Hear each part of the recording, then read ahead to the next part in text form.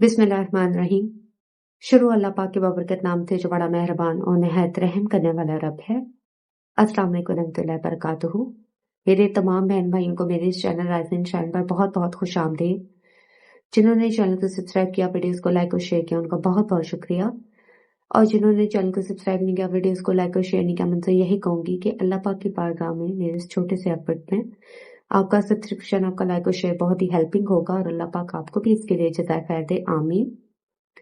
और 2000 सब्सक्राइबर्स पर 10 to 50 लोगों के लिए गिव अवे मैंने अनाउंस कर दिया हुआ है।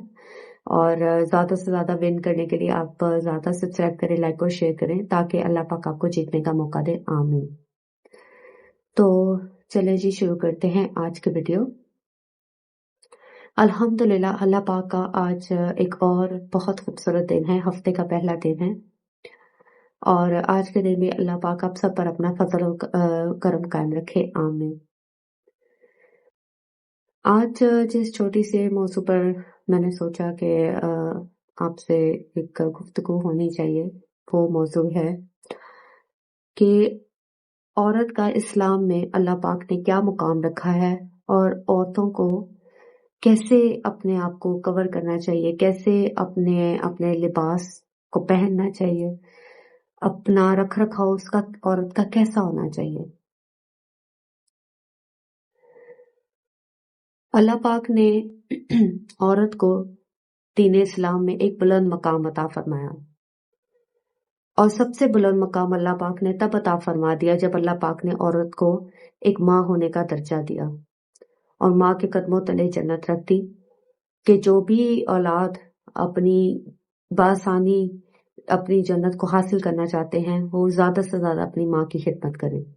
बाप की खिदमत भी फर्ज है, लेकिन माँ के कदमों तले जन्नत रख दी, क्योंकि जिस तकलीफ से गुजर कर माँ अपने बच्चों को जन्म देती है, अपने बच्चों को पैदा करती है, वो तकलीफ के अंदर वो ऐसे मुब्तला होती है कि उसकी अपनी जिंदगी मौत का भी कोई पता नहीं होता कि शायद उसने दोबारा इस दुनिया में आंखें खोलनी है कि नहीं खोलनी। इतनी तकलीफ से माँ गुजरती है। इसीलिए अल्लाह पाक ने माँ के कदमों तले जन्नत रख दी कि हम अपनी माँ की एक रात की खिदमत का या एक दिन की खिदमत का सिला सारी उम्र भी हम उसकी खिदमत करते रहे तो अदा नहीं कर सकते। दीन इस्लाम के आने से पहले औरत की कोई इज्जत नहीं थी। औरतों को भेड़ बकरियों की तरह डील किया जाता था, उनको भेड़ बकरियों की तरह ट्रीट किया जाता था, उनसे बिल्कुल भी अच्छा सलूक नहीं किया जाता था। इवन यहाँ तक होता था कि औरतों की मंडियां लगती थी और वहां पे औरतों को बेचा जाता था। इवन अगर बेटे जुए में अगर अपनी दौलत हार गए हैं तो सम टाइम वो अपनी माँ को भी दांव पर लगाते थे। इस हद तक औरत की जो है वो इज्जत खराब की जाती थी। अगर बेटियां पैदा हो रही हैं तो उनको जिंदा दफन कर दिया जाता था ताकि ये आगे चल के हमारे किसी भी किस्म की जिम्मेदारी ना बन सके। और बेटों को, बेटे पैदा होने को अपनी इज्जत का निशान, इज्जत समझा जाता था और बेटियों के पैदा होने को अपनी तौहीन समझा जाता था। लेकिन जैसे ही दीन इस्लाम आया, नबी पाक सल्लल्लाहु अलैहि वसल्लम ने हमें दीन इस्लाम से रोशनास करवाया। उन्होंने बताया कि औरत की इज्जत क्या है, इस्लाम में अल्लाह पाक ने औरत का क्या मुकाम रखा है। यहाँ तक कि सूरह निसा, औरतों के ऊपर एक पूरी सूरत उतारी जिसे सूरह निसा कहते हैं।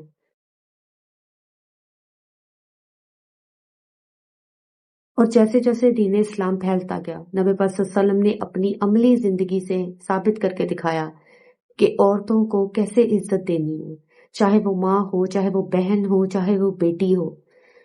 किसी भी रिश्ते में औरत को किस तरह इज्जत देनी है, ये नबी पाक सल्लल्लाहु अलैहि वसल्लम ने इंसानों को, हम मुसलमानों को, स्पेशली मर्दों को बताया कि अगर वो माँ है तो उसके पैरों के नीचे जन्नत है, और अगर वो बीवी की सूरत में है तो वो तुम्हारा लिबास है। अगर वो बेटी की सूरत में है तो अल्लाह पाक ने उसे रहमत बनाया, बेटे को नेमत बनाया और बेटी को रहमत बनाया, और रहमत नेमत से बड़ी होती है। और ये भी कहा कि अगर कोई अपनी 3 बेटियों को अच्छे तरीके से इस्लामी तौर तरीकों से बड़ा करके, उन्हें उनकी अच्छी तरबियत करके उनकी शादी करे, تو ایسے شخص کے لیے جنت واجب ہے۔ تو اللہ پاک یعنی جگہ جگہ نبی پاک صلی اللہ علیہ وسلم نے انسان کو، ہم مسلمانوں کی تربیت کی کہ کیسے عورت کو عزت دینی ہے، کیسے عورت کو مقام دینا ہے، جو اسلام کے آنے سے پہلے کہیں بھی نہیں تھا۔ اور آپ دوسرے مذاہب میں دیکھ لیں، جتنی عزت، جتنا مقام، جتنا مرتبہ عورت کو اسلام نے دیا ہے، کسی دوسرے مذہب نے نہیں دیا۔ اگر وہ بیوہ بھی ہو گئی ہے تو بھی اس کی عزت و تکریم، اس کا احترام وہیں پر ویسے ہی قائم ہے جیسے اس کے بیوہ ہونے سے پہلے تھا۔ اور آپ یہ دیکھیں کہ ہندو مذہب کے اندر جب عورت بیوہ ہوتی ہے تو اسے اس کے سارے حقوق چھین لیے جاتے ہیں، اور کچھ مذاہب میں تو اس کے سر کے بال تک اتار دیے جاتے ہیں اور اسے اچھوت سمجھ کر ایک کونے میں پھینک دیا جاتا ہے کہ تم کسی بھی زندگی کی خوشی میں شریک نہیں ہو سکتی۔ تو جب ایک مذہب نے ایک عورت کو ایسا مقام دیا کہ جو اسے شاید کبھی نصیب نہ ہوتا اگر اسلام کی دولت ہمیں نہ ملتی، اگر ہمیں نبی پاک صلی اللہ علیہ وسلم کی روشنی نہ ملتی، تو عورت کا بھی فرض ہے کہ وہ اس دنیا میں، اس معاشرے میں جب رہے تو وہ بھی اپنے دین اسلام کی حدود کے اندر رہ کر جو ہے اپنی زندگی گزارے، جو مقام اسے عطا کیا گیا ہے اسے وہ سمجھے۔ ایک عورت کے لیے سب سے بڑی چیز اللہ پاک نے جو بنا دی وہ حیا ہے، وہ شرم و حیا ہے، اور شرم و حیا کو اللہ پاک نے عورت کا زیور قرار دیا کہ عورت کی دو دولتیں سب سے عظیم ہیں، ایک ایمان اور ایک شرم و حیا، اور یہ اللہ پاک نے عورت کی دو قیمتی دولتیں بنائیں جن کی حفاظت کرنا ایک عورت پر فرض ہے کہ وہ اپنے لباس کی حفاظت کرے، اپنی آنکھوں کی، اپنی سوچوں کی، اپنے وجود کی حفاظت کرے۔ جب پردے کا حکم آیا تو نبی پاک صلی اللہ علیہ وسلم نے پردے کا جب اللہ کی طرف سے حکم جاری کیا کہ اللہ پاک نے فرمایا کہ عورت پردہ کرے، تو اس کے بعد نبی پاک صلی اللہ علیہ وسلم کی اپنی جو ازواج مطہرات تھیں، جو اپنی بیٹی تھی، انہوں نے پردے کا اہتمام کیا، اور اسی پردے کو آج تک مسلمانوں کے اندر دین اسلام میں لاگو کیا گیا ہے کہ کیسے آپ نے اپنے آپ کو ڈھانپنا ہے، کیسے آپ کے کپڑے جو ہیں وہ اس طرح کے ہونے چاہیے کہ آپ کا جسم اس میں سے ظاہر نہ ہو، پتہ نہ چلے کہ آپ کا جسم جو ہے وہ نظر نہ آئے، اتنے اس طرح کے کپڑے آپ نے زیب تن کرنے ہیں، کیونکہ عورت کو دین اسلام میں ایک قیمتی چیز قرار دیا گیا، ایک باعزت، ایک قابل احترام چیز قرار دیا گیا، ایک قابل احترام شخصیت قرار دیا گیا۔ تو آپ نے دیکھا ہوگا کہ اگر ہم کوئی اچھا سا گفٹ لاتے ہیں، اگر ہم کوئی اچھی چیز خریدتے ہیں تو جتنی مہنگی اور جتنی ایکسپینسو ہوتی جاتی ہے اتنی اچھی اس کی پیکنگ ہوتی جاتی ہے، اتنا اچھا اس کو کور کیا ہوتا ہے پراپر کہ کہیں وہ خراب نہ ہو جائے، کہیں وہ کسی دوسرے کو نظر نہ آ جائے، اتنی زیادہ اس کی کورنگ ہوتی ہیں، لیئرز ہوتی ہیں، اس کی پیکنگ اتنی ہی اچھی ہوتی ہے۔ تو اگر ایک چیز اگر ایکسپینسو ہے تو اس کی پیکنگ پر اتنا غور کیا جاتا ہے، اتنی محنت اور اتنا تردد کیا جاتا ہے۔ تو عورت تو ایک انسان ہے، ایک اشرف المخلوقات ہے، اور عورت کو جب یہ رتبہ ملا، ایک عزت ملی، تو اللہ پاک نے بتایا کہ اس کو بھی پردے میں رہنا چاہیے، اور سب سے زیادہ محفوظ عورت اپنے گھر کی چار دیواری کے اندر ہوتی ہے، اور اگر باہر نکلے تو اپنے آپ کو پراپرلی پوری طرح کور کر کے نکلے کہ کسی غیر مرد کی اس کے اوپر نظر نہ پڑے۔ تو جب عورت کو اللہ پاک نے اتنا مقام دے دیا، نبی پاک صلی اللہ علیہ وسلم نے بتایا کہ ایک عورت کو کیسے اپنی عزت و تکریم کروانی ہے، تو ہم عورتوں پر بھی فرض ہے کہ ہم اپنے آپ کو پوری طرح سے کور رکھیں، ہم ایسے کپڑے زیب تن نہ کریں جس سے ہمارے جسم کی نمائش ہو، جس سے دوسرے مرد یا دوسرے غیر محرم افراد ہماری طرف متوجہ ہوں۔